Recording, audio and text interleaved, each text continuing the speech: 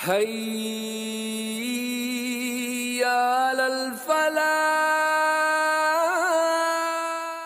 ما أنزلنا عليك القرآن لتشقى یسألونک، وہ پوچھتے ہیں آپ سے، یعنی نبی اکرم صلی اللہ علیہ وسلم سے لوگ پوچھتے ہیں، عن الانفال، انفال کے متعلق، مال غنیمت کے متعلق، اموال غنیمت کے متعلق۔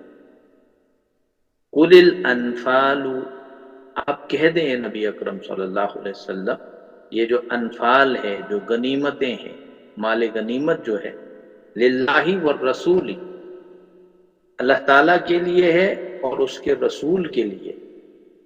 فاتقوا اللہ، سو تم ڈرو، تو تم تقوی اختیار کرو، تم بچتے رہو، تم ڈرو۔ فاتقوا اللہ، اللہ تعالیٰ سے ڈرو۔ واصلحوا، اور تم اصلاح کرو، ذات بینکم، اپنے آپس کے تعلقات۔ جیسے کہ کل بھی میں نے عرض کیا تھا کہ جنگ بدر مسلمانوں کی پہلی جنگ، پہلا معرکہ تھا جو کفار کے ساتھ، مشرکین کے ساتھ مسلمانوں کو پیش آیا۔ اس لیے تہذیب جنگ کے حوالے سے یہ ڈسپلن جو ایک جنگ میں مینٹین کرنا ہوتا ہے، اس کے حوالے سے لوگ کچھ بھی نہیں جانتے۔ تو ڈسپلن آف جنگ جو ہے، اس کا پہلا اصول یہاں پر جو ہے اس آیہ مبارکہ میں بیان کیا اللہ تعالیٰ نے کہ مال غنیمت کے سلسلے میں تمہیں آپس میں لڑنا جھگڑنا نہیں ہے، بلکہ یہ اللہ کی ملکیت ہے، اس کے رسول کی ملکیت ہے۔ اس کی ڈسٹریبیوشن کے حوالے سے اللہ اور اس کا رسول ہی فیصلہ، قطعی فیصلہ کر سکتا ہے۔ تمہیں کوئی حق نہیں پہنچتا ہے کہ تم اس کے متعلق فیصلہ کرنے لگ جاؤ یا خود اس کو آپس میں ڈسٹریبیوٹ کرنے لگ جاؤ۔ جیسے کہ آپ کے سامنے کل بھی یہ بات آئی تھی کہ وہاں پر ایک افراتفری کا ماحول پیدا ہوا تھا۔ جو چیز جس کے ہاتھ لگ گئی تھی اس نے اسے اپنی ملکیت قرار پایا، اور آپسی مان لیجئے نزاع کی صورتحال جو ہے وہ پیدا ہو گئی، رد و قضا ہو گیا، بحث مباحثہ ہو گیا۔ تو اس سارے پس منظر میں اللہ تعالیٰ نے سورۃ الانفال کی یہ آیت نازل کی، اور اس میں لوگوں کے اندر حرص و طمع جو ہے اس کو ختم کر دیا گیا۔ تو یہ مولانا مودودی رحمۃ اللہ علیہ نے اپنی تفسیر میں لکھا ہے کہ تہذیب جنگ کے حوالے سے مطلب جنگ ہے، ٹھیک ہے، جنگ میں صورتحال بہت نازک ہوتی ہے، کسی کو کچھ خبر نہیں ہوتی ہے کہاں سے کیا ہو رہا ہے، کہاں کی طرف جایا جائے، ایک ٹینس سچویشن ہوتی ہے، کنڈیشن خطرناک ہوتی ہے، لوگوں کو جان کے لالے پڑے ہوئے۔ لیکن اسلام نے اپنے پیروکاروں کو اس صورتحال میں بھی ایک ڈسپلن اپنانے کی تلقین، ایک نظم و ضبط اپنانے کی جو ہے وہ نصیحت کی۔ تو فرمایا کہ یہ جو جس چیز کے متعلق تم جھگڑ رہے ہو اور آپس میں تمہاری جو ہے دوستیاں نفرتوں میں بدل رہی ہیں، اس کو چھوڑ دیجئے، یہ فیصلہ جو ہے اللہ اور اس کے رسول کرے گا، کیونکہ یہ سب کچھ تمہیں اللہ کی طرف سے ملا ہے۔ کہاں 313 اور ایک طرف سے 1000 کا لشکر جرار، ایک پورا ہتھیار سے لیس ہو کر، اور یہاں دوسری طرف سے ایک اونٹ، 2 گھوڑے، اور تلواریں بھی نہیں ہیں پوری، 10 لوگوں کے پاس تلواریں ہیں، نیزے بھی نہیں ہیں۔ جس کے جو کچھ ہاتھ لگ گیا تھا وہ نکل چکا تھا مدینہ سے اس قافلے کے تعاقب میں۔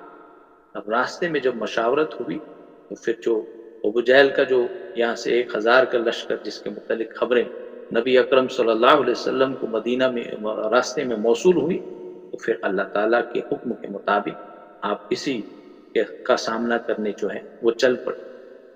تو کوئی تیاری نہیں، کوئی ساز و سامان نہیں تھا جنگ کے۔ تو یہ سب کچھ اللہ تعالیٰ نے، جو اگلی آیات ہیں اس میں آیا ہے کہ اللہ تعالیٰ نے اپنی فرشتوں کے ذریعے سے لشکر اس 313 کے اس دستے کو مان لیجیے یہ جو ہے اپنی مدد فراہم کی، اور اللہ تعالیٰ نے یہ جو کچھ اموال غنیمت تمہیں اس جنگ میں فتح ہونے کے بعد میں دی ہے، یہ انعام کے طور پر دیا، یہ اللہ کی طرف سے، تمہارا اس میں کچھ نہیں۔ اس لیے اللہ کا ہی حق پہنچتا ہے کہ وہی اس کو ڈسٹریبیوٹ کرے، اس کے متعلق جو کوئی حکم جو ہے وہ صادر کرے یہ اس کو حق پہنچتا ہے، تمہارا کوئی حق نہیں۔ وَأَصْلِحُوا ذَاتَ بَيْنِكُمْ، آپسی تعلقات آپس میں درست کر لو، رنجشیں ختم کر لو، نزاع جو ہوا تھا اس کو دور کر لو، رد و قدع بحث و مباحثہ کے نتیجے میں دلوں میں جو کچھ قدورت ایک دوسرے کے متعلق پیدا ہوئی ہے وہ سب کچھ دور کر دو، بھول جاؤ یہ سب کچھ۔ وَأَصْلِحُوا ذَاتَ بَيْنِكُمْ، اور اپنے آپس کے تعلقات کی اصلاح کر لو۔ وَأَطِیعُوا اللَّهَ وَأَطِیعُوا الرَّسُولَ، اور اللہ کے رسول کی اطاعت کرو جو کچھ وہ حکم دیتے ہیں۔ اب یہ آیت آ گئی، اس کا مطلب پیچھے ہٹ جاؤ، اب تمہیں کوئی قدم اٹھانے کی ضرورت نہیں، کوئی بات اپنی زبان سے نکالنے کی ضرورت ہے، ایک لفظ بھی تم زبان سے نہیں نکالو، اللہ اور اللہ کے رسول کی اطاعت کا مہمہ۔ تمہاری دلچسپیاں، تمہارے مزے، تمہاری تمنائیں، تمہاری جو کچھ بھی تھا، تمہاری محنتیں، تمہاری محبتیں، جو کچھ بھی تھا وہ اللہ اور اللہ کے رسول کے سامنے جو ہے تمہیں اس کو قربان کر دینا چاہیے۔ ان کنتم مؤمنین، اگر تم مومن، اب ساتھ میں بتایا جا رہا ہے کہ اگر تم مومن ہو تو یہ اطیعوا اللہ و اطیعوا الرسول۔ اس کے بعد اب یہ مومن ہونا کیا ہے، مومنین کی کچھ صفات جو ہیں، مومن جو بندہ مومن ہوتا ہے اس کی شخصیت کے کچھ خد و خال جو ہیں اگلی آیات میں بیان ہو رہے ہیں کہ مومن کسے کہتے ہیں، اس میں کیا کیا خصائص ہوتے ہیں، اس میں کیا کیا صفات ہوتی ہیں، وہ کن صفات کا مرکب ہوتا ہے۔ گویا کہ بندہ مومن کی ڈیفینیشن جو ہے اگلی آیات میں آ رہی ہے۔ انما المؤمنون، انما المؤمن، بلا شبہ مومن، الذین، وہی لوگ ہیں، مومن کون ہے؟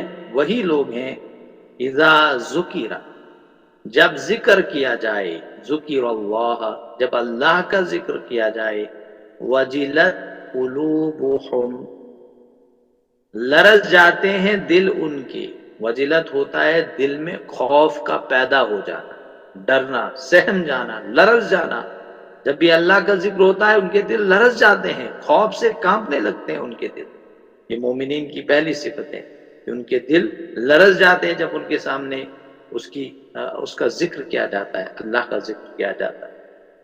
وَإِذَا تُلِيَتْ، اور جب پڑھ کر سنائی جائیں یا سنائی جاتی ہیں، علیہم، ان پر، آیاتہ، اس کی آیات، قرآن مجید کی آیات جب ان کے سامنے پڑھی جاتی ہیں، زادتہم ایمانا، وہ بڑھا دیتی ہیں ان کے اس ایمان کو، تو ان کے ایمان میں اضافہ ہو جاتا ہے۔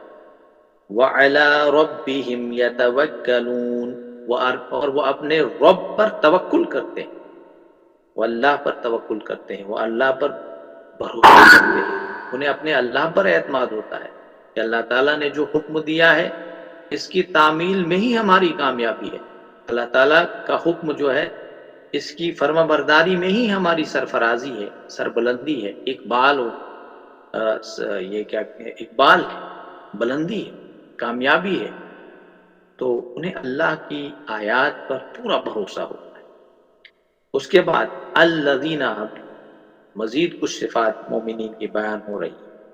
الذین، وہ لوگ ہیں ایسے، کون؟ مومن ایسے ہیں وہ لوگ، یقیمون الصلاۃ، جو نماز کو قائم کرتے ہیں، نماز کو اچھے انداز میں پڑھتے ہیں، اپنے پورے ارکان ہیں نماز کے، اس کے ساتھ خشوع و خضوع کے ساتھ ارکان کو پورے اچھے انداز سے ادا کرتے ہیں۔ یقیمون الصلاۃ کا مطلب یہ ہوتا ہے وہ نماز کی پابندی کرتے ہیں، جو نماز کے جتنے بھی لوازمات ہیں، جتنے بھی شرائط ہیں، ان تمام کے ساتھ ان کا بہترین خیال رکھتے ہیں۔ ایسا نہیں ہے جب مرضی آئے تو نماز پڑھ لیں، بلکہ پورے لوازمات جو ہے کوشش کرتے ہیں کہ وہ نماز کو اچھے انداز سے ادا کیا جائے۔ وَمِمَّا، اور اس میں سے جو اللہ نے انہیں دیا ہے، رزقناہم، دیا ہے ہم نے انہیں، رزقناہم، جو ہم نے دیا ہے انہیں، رزقنا، ہم نے دیا، انہیں، جو ہم نے رزق انہیں دیا ہے اس میں سے وہ کیا کرتے ہیں، ينفقون، وہ اس میں سے خرچ کرتے ہیں۔ گویا کہ اس سے انفاق فی سبیل اللہ پڑا، کہ اللہ کے راستے میں وہ خرچ کرتے ہیں، یعنی وہ لوگ اللہ کے دین کے لیے خرچ کرتے ہیں۔ ظاہر سی بات ہے مدینہ میں جا کر مہاجرین اب جو مکہ سے وہاں آئے تھے اور وہاں پر انصار تھے، غربت اور مفلسی کی زندگی، آپ صلی اللہ علیہ وسلم نے مدینہ میں جا کے مواخات کا جو سلسلہ قائم کیا، آپس میں ایک دوسرے کو بھائی بھائی بنا دیا۔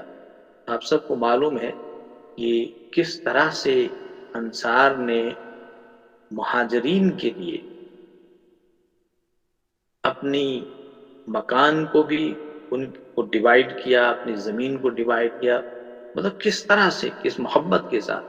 کسی کے پاس اگر ایک کمرہ تھا، ایک کونا اس کے لیے دیتے، 2 کمرے تھے، ایک کمرہ اس کو دیتے، تو کوئی مطلب وہاں کی زندگی غربت والی زندگی تھی، لوگوں کے پاس مطلب مسائل معاشی بہت سارے تھے، لیکن اس پورے صورتحال میں بھی لوگ جو ہے نکل آ رہے ہیں اسلام کی طرف، اللہ کے رسول صلی اللہ علیہ وسلم کے حکم پر لبیک کہہ رہے ہیں، اور انہیں اب تلقین کی جا رہی کہ اس تمام نازک صورتحال میں بھی تمہیں اللہ کے راستے میں انفاق کرنا ہے۔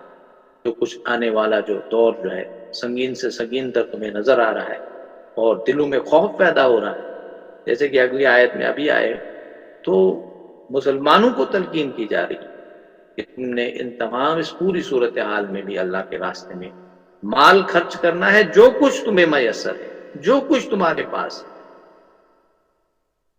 اس کے بعد اولئک هم المؤمنون حقا، یہی لوگ ہیں مومن، سچے مومن ہیں، حقیقی مومن یہی لوگ ہیں جو حقیقی مومن کہلاتے ہیں۔ تو یہاں پر جو ہے مطلب بندہ مومن کی جو ڈیفینیشن جو ہے اس کا پہلا حصہ جو ہے وہ بیان ہوا۔ ڈاکٹر اسرار صاحب لکھتے ہیں اپنی تفسیر میں کہ بندہ مومن کی ڈیفینیشن کا دوسرا حصہ جو ہے، تکمیلی حصہ انہوں نے لکھا اپنی تفسیر میں، اس صورت کی آیت نمبر 74 میں جو ہے اس کا بیان ہوگا، گویا کہ سیکنڈ لاسٹ آیت جو ہے اس سورہ مبارکہ کی، وہاں پر اس کا بیان ہوتا ہے، اور اس آیت میں بھی یہی الفاظ ہیں اولئک هم المؤمنون حقا، یہی لوگ ہیں حقیقی۔ اور ڈیفینیشن ہے کہ مومنین کی جو تکمیلی والا حصہ ہے، اس کے بعد ایمان کے ان حقائق، مطلب یہ جو کو تقسیم کر کے سورت کے آغاز پر اور اختتام اس طرح رکھا گیا ہے کہ جیسے کہ ساری سورت جو ہے اس مضمون کی گود میں آ گئی، پہلے بھی ڈیفینیشن مومنین کی، آخر پر بھی ڈیفینیشن مومنین، تو مومنین کی ڈیفینیشن کے بیچ میں پوری سورت کو سمویا گیا ہے۔ لہم درجات عند ربہم، ان کے لیے ہیں درجات، عند ربہم، ان کے رب کے پاس، ومغفرت، اور مغفرت، ورزق کریم، اور روزی ہے باعزت، با تکریم روزی ہے اللہ کے ہاں ان کے لیے، ہے اللہ کی مغفرت ہے، عزت والا رزق ہے، ذلت والا رزق نہیں ہے، غلامی والا محکومی والا رزق نہیں ہے، عزت والا، تکریم والا، بلندی والا، شان و شوکت والا رزق جو ہے اللہ تعالیٰ انہیں جو ہے نصیب کرے، ان کے جو خصائص ہیں، ان کے جو اوصاف ہیں، ان کے بدلے، اس کے نتیجے میں اللہ تعالیٰ۔ اب آ رہا ہے یہ جو سورہ مبارکہ ہے، یہ تبصرہ ہے غزوہ بدر پر۔ اس کے بعد آ رہا ہے کما اخرجک، جیسا کہ نکالا آپ کو، اخرجہ ہوتا ہے نکالنا، اخرجہ کا تمہیں نکالا، آپ کو نکالا، اس کو نبی اکرم صلی اللہ علیہ وسلم کو نکالا، ربو کا آپ کے رب نے، من بیتی کا آپ کو اپنے گھر سے، بالحق کی حق کے ساتھ، جیسے کہ نکالا نبی اکرم صلی اللہ علیہ وسلم، آپ کے رب نے آپ کے گھر سے حق کے ساتھ آپ کو، وَإِنَّ، اور یقیناً، فریقاً ہوتا ہے ایک جماعت، گروہ، من المؤمنین، مومنین میں سے یقیناً ایک جماعت ایسی ہے، لَكَارِهُونَ، کچھ لوگ ہیں ایسے اسے پسند نہیں کر رہے، ناپسند کرنے والے تھے، یعنی دیکھیے اس میں نے کل بھی تھوڑا مختصر مطلب منتشر انداز میں، جیسے کہ میں نے پہلے بھی کہا کہ غزوہ بدر کے حوالے سے ایک طرف سے قافلہ آ رہا تھا، تجارتی قافلہ، ابو سفیان اس کا سردار تھا، 50,000 اشرفی مالوا اس کے اونٹوں پر لدا ہوا تھا، وہ شام سے آ رہا تھا اور مکہ کی طرف جا رہا تھا۔ اب مدینہ میں مشاورت پہلی ہوئی کہ ہم اس تجارتی مال پر حملہ کریں گے، اس قافلے پر، تاکہ مکہ والوں کی معاشی ناکہ بندی ہو سکے۔ یہ مشاورت ہوئی، وہاں سے صحابہ نکلے، نبی اکرم صلی اللہ علیہ وسلم بھی نکلے، جو کچھ جس کے ہاتھ میں آیا وہ چلے گئے، نکل پڑے۔ راستے میں مقام صفرا جو ہے، اب ابو سفیان نے کیا کیا، اس نے بڑی چالاکی کے ساتھ، جس راستہ تو معمول کا راستہ تھا، جہاں سے وہ آتا تھا مکہ کی طرف جاتا تھا، مدینہ کے پاس سے گزر کے، اس نے دوسرا راستہ اختیار کیا، کنارے والا، بحر احمر جو ہے، ریڈ سی جسے کہتے ہیں، وہاں سے دوسرا راستہ اختیار کر کے کنارہ مکہ کی جانب روانہ ہوا۔ گویا کہ وہ اس میں کامیاب ہو گیا، اور یہاں سے اس نے پہلے ایک آدمی بھیج دیا تھا مکہ میں کہ وہاں سے کوئی آدمی آ جائے، ہم بھیج دیا تھا کہ ہم پر حملہ ہونے والا ہے۔ اور جب مکہ میں یہ خبر پہنچی تو مکہ والے جو حیران ہو گئے کہ مسلمانوں کے پاس اتنی قوت اور طاقت کیسے آ گئی، وہ آگ بگولا ہو گئے، وہ غصہ ہو گئے کہ ان کی یہ مجال، آج تک مسلم مفلسی کی زندگی، غلامانہ زندگی ہمارے سامنے یہاں گزار رہے تھے، وہی آج وہ لوگ آج ہم پر حملہ کرنے والے ہیں۔ جیسے کہ تعصب تھا، حسد تھا، بغض تھا، تکبر تھا، غرور تھا، گھمنڈ تھا، اس پورے نشاؤں میں وہ مست تھے، انہوں نے تیاریاں شروع کر دی۔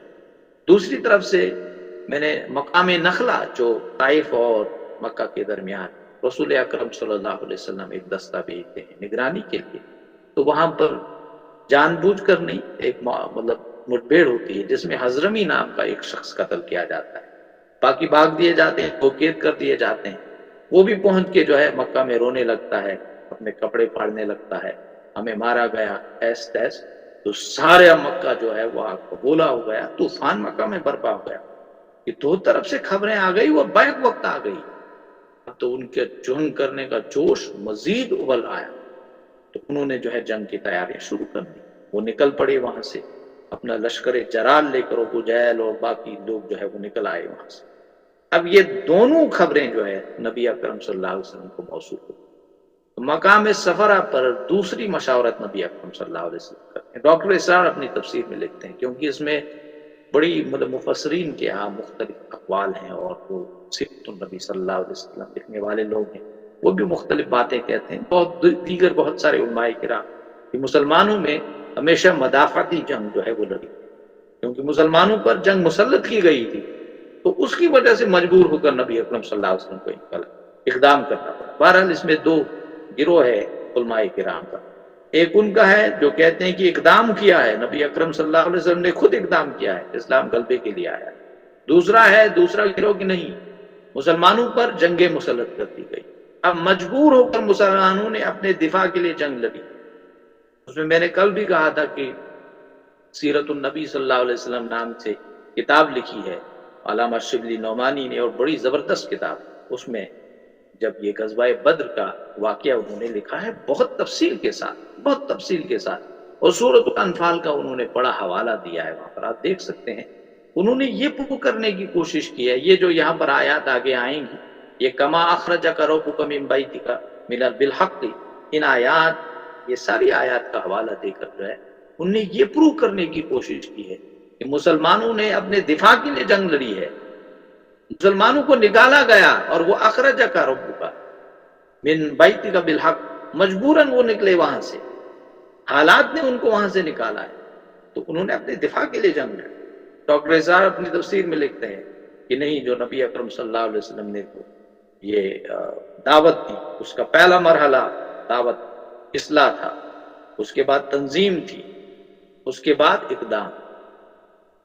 تو اقدام رسول اکرم صلی اللہ علیہ وسلم نے کہا ہے کہ رسول اکرم صلی اللہ علیہ وسلم نے 10 سریے جو ہے اس غزوہ بدر سے پہلے 4 میں خود شرکت کی نبی اکرم صلی اللہ علیہ وسلم، وہ اس لیے مختلف قبائل کی طرف بھیجے تاکہ ان کو الٹیمیٹم دیا جائے کہ مسلمان اب کوئی کمزور شے نہیں ہے، اب تمہیں ان کی بات ماننی پڑے گی۔ حالانکہ وہاں جا کے یہ ایگریمنٹس ہوئے، باقاعدہ معاہدہ ہوا ہے دیگر قبائل کے ساتھ پوری خارجی جو صورتحال تھی اور داخلی صورتحال پہ نبی اکرم صلی اللہ علیہ وسلم نے بڑے حکیمانہ انداز سے جو ہے وہ قابو پا لیا اور اب پوری سچویشن کو کنٹرول کر دیا.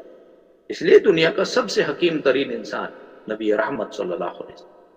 اس لیے ایک بہت بڑے مغربی مفکر کو ہندوستان کے ایک بہت بڑے پروفیسر ہیں راما کرشنا راؤ، انہوں نے اپنی کتاب لکھی ہے the life of prophet of Islam Muhammad صلی اللہ علیہ وسلم.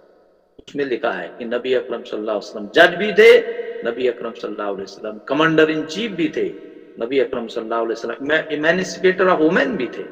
نبی اکرم بڑا ہے، بڑے القاب سے اس نے نوازا ہے، اور جس طرح سے تعریف کی ہے اس نے اپنی اس کتاب میں شاید ہی کسی مسلم اسکالر نے کی انگریزی میں.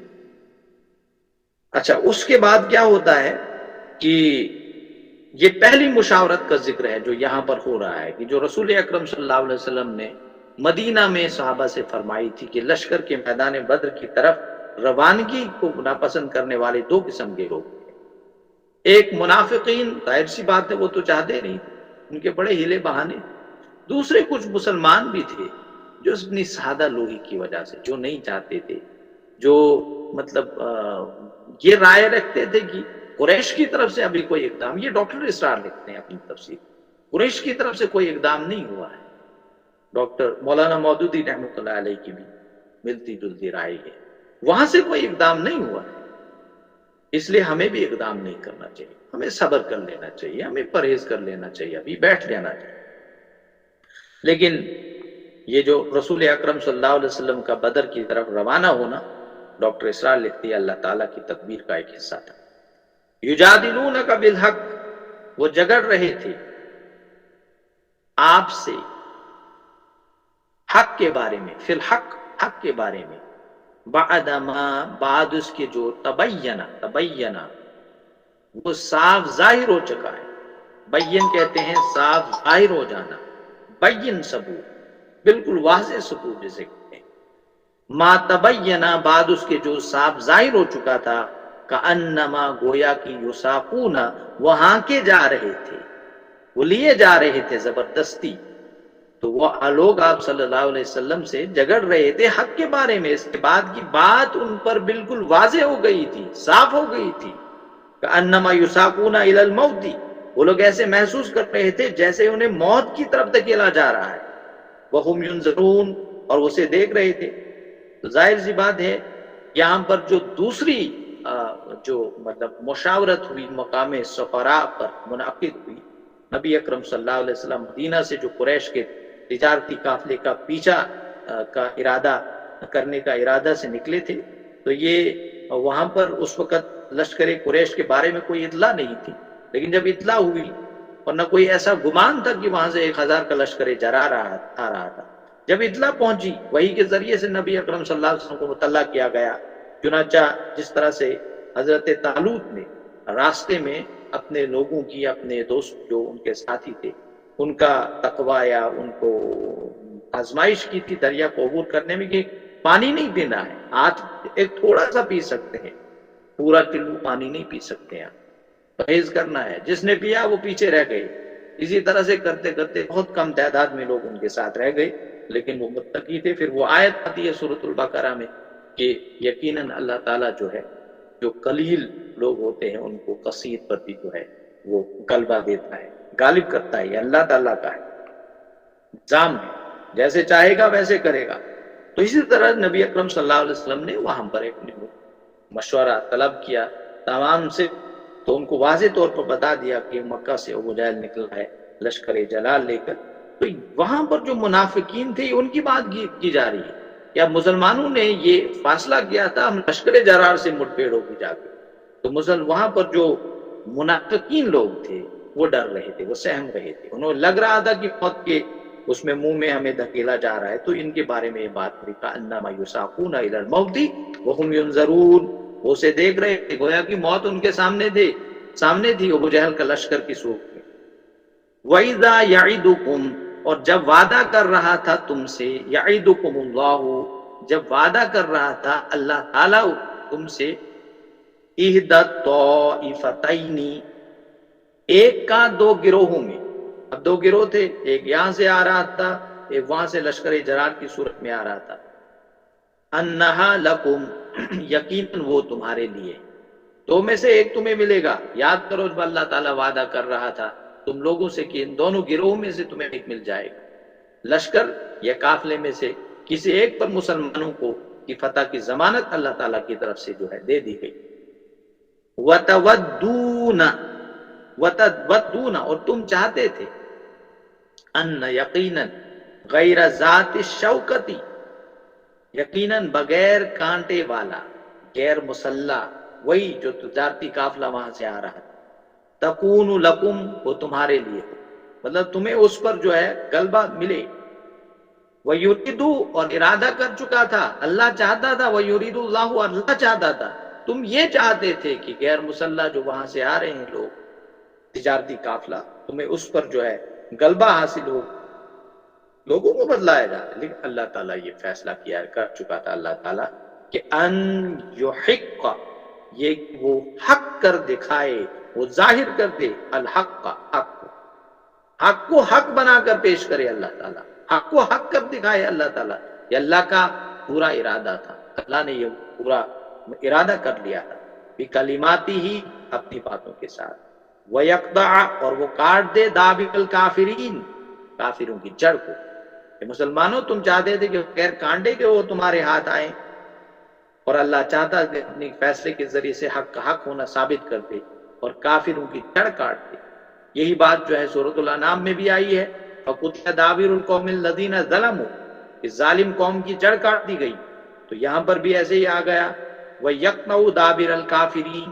میں نے کل بھی کہا تھا کہ مشرکین مکہ پر عذاب کا پہلا کوڑا جو تھا یہ غزوہ بدر تھا. اس میں ان کی جڑ جو ہے کاٹ دی گئی، انہیں کمزور کر دیا گیا، ان کا دبدبہ، رعب، تکبر سب خاک میں ملا دیا گیا. تو یہ کیونکہ اللہ تعالیٰ کو غزوہ بدر جو ہے اس کو یوم الفرقان بنانا. اس کے بعد لیحق الحق، تاکہ وہ سچا کر دے، لیحق تاکہ وہ سچا کر دے، الحق کا حق کو، ویبطل اور وہ جھوٹا کر دے، اللہ تعالیٰ جھوٹا کر دے، الباطل باطل کو جھوٹا کر دے. ولو اگرچہ کریہ المجرمون، ناگوار ہو مجرموں کو کتنا ناگوار ہو. سچ ثابت کرتے حق کو اللہ تعالیٰ اور جھوٹ ثابت کرتے باطل کو پروردگار، واہ یہ مجرموں کو کتنا ہی ناگوار. اللہ کو یہ کرنا تھا اور اللہ نے کیا. اذ تستغیثون، جب تم مدد مانگ رہے تھے، ربکم اپنے رب سے. جب تم مدد مانگ رہے تھے، یاد کرو جب کہ تم لوگ مدد مانگ رہے تھے، اپنے رب سے فریاد کر رہے تھے، اپنے رب سے دعا کر رہے تھے. فاستجابا، تو اس نے دعا قبول کر دی. اللہ تعالیٰ نے دعا قبول کر دی. لکم، تمہارے لیے اللہ نے دعا قبول کر دی. انی، یقیناً میں، ممدکم، مدد کرنے والا ہوں تمہاری، بِأَلْفِ 1000 کے ساتھ، من الملائکتی فرشتوں میں سے، مردفین ایک دوسرے کے پیچھے آنے والے. یہاں پر بتایا جا رہا ہے کہ یاد کرو جبکہ تم لوگ اپنے رب سے فریاد کر رہے تھے تو اس نے تمہاری دعا قبول کر لی کہ میں تمہاری مدد کروں گا 1000 ملائکہ کے ساتھ جو پیدر پہ آئیں گے، ایک کے بعد ایک آئیں گے. قریش کے 1000 لشکر کے مقابلے میں تمہاری مدد کے لیے اللہ تعالیٰ نے 1000 فرشتے آسمانوں سے قطار در قطار اتارے اللہ تعالیٰ نے غزوہ بدر میں.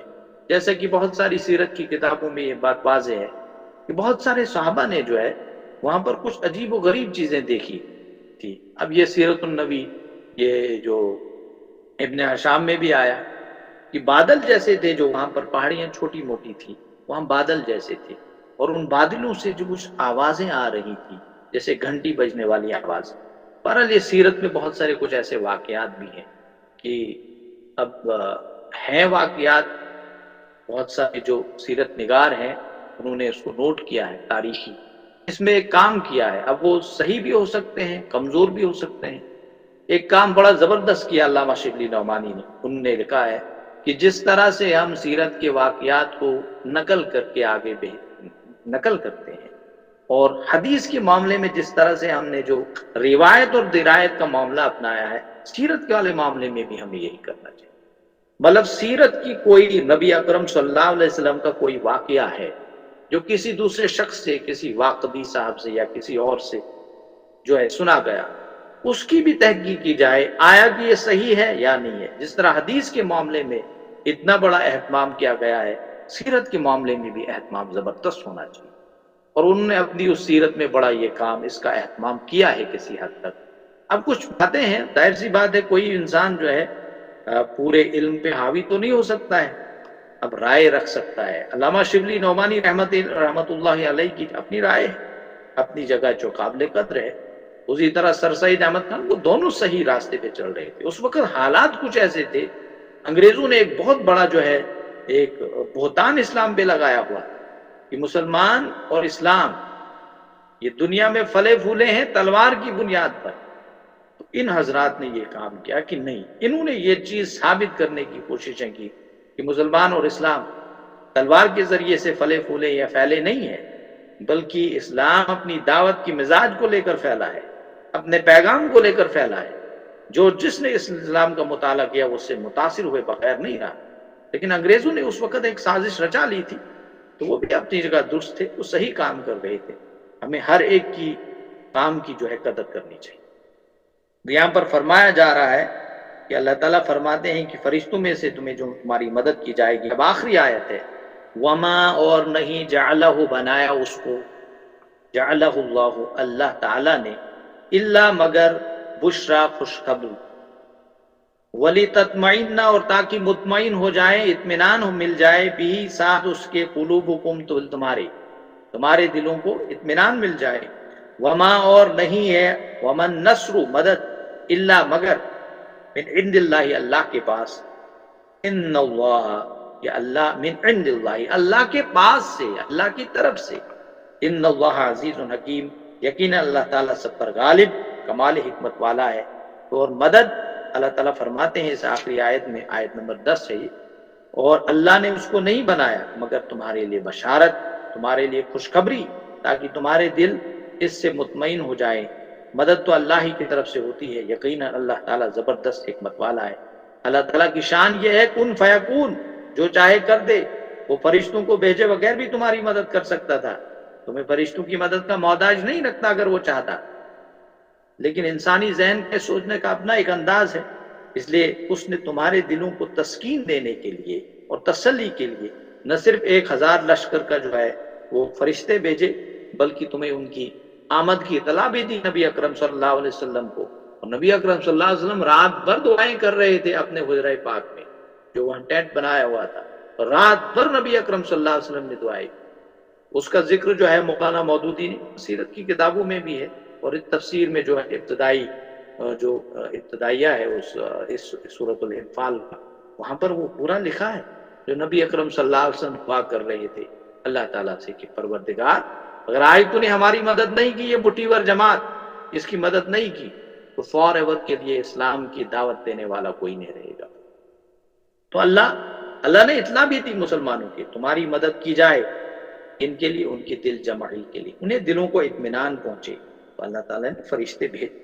تو اللہ تعالیٰ کے وعدے کے مطابق میدان بدر میں جو ہے فرشتے اترے ضرور ہیں، لیکن ایسا نہیں کہ ان نے بھی تلواریں اٹھا کے جو، اب کس طرح سے کیا ہوا اللہ نوز بیٹر، کیفیت کیا رہی ہے ان کے لڑنے اور مطلب جنگ کرنے کی، ہم اس کو انڈرسٹینڈ نہیں کر سکتے ہیں، وہ ہماری ذہن اور ہماری سوچ اور ہماری انڈرسٹینڈنگ سے ماورا چیزیں ہیں۔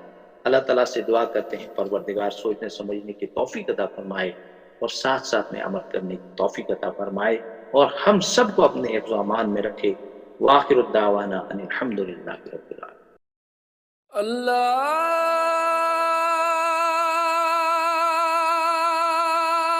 اکبر، اللہ